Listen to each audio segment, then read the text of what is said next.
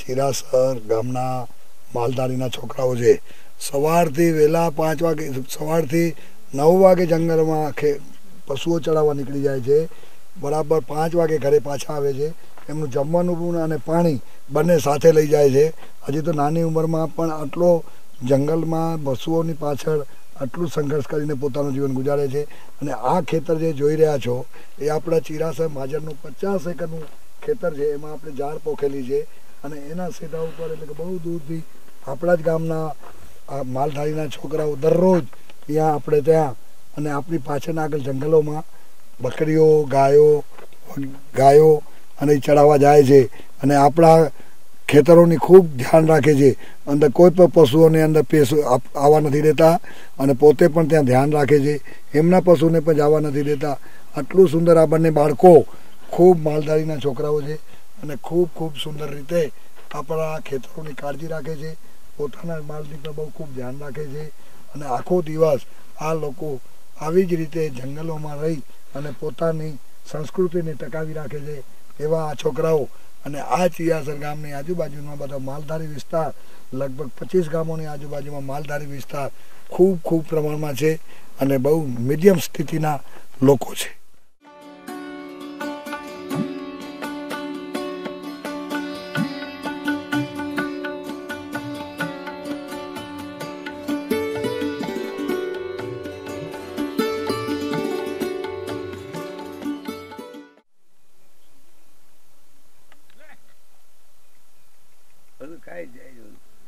પાકું પાકું છે ને ચડી ગયા છે બધું. શું થાય રામ કાચીડિયા રામ કાચે વરસાદ નથી ને બીજું બરબર ચીડિયા બરબર છે એવું નહીં. ગંજી ક્યાં પહોંચે આપણે?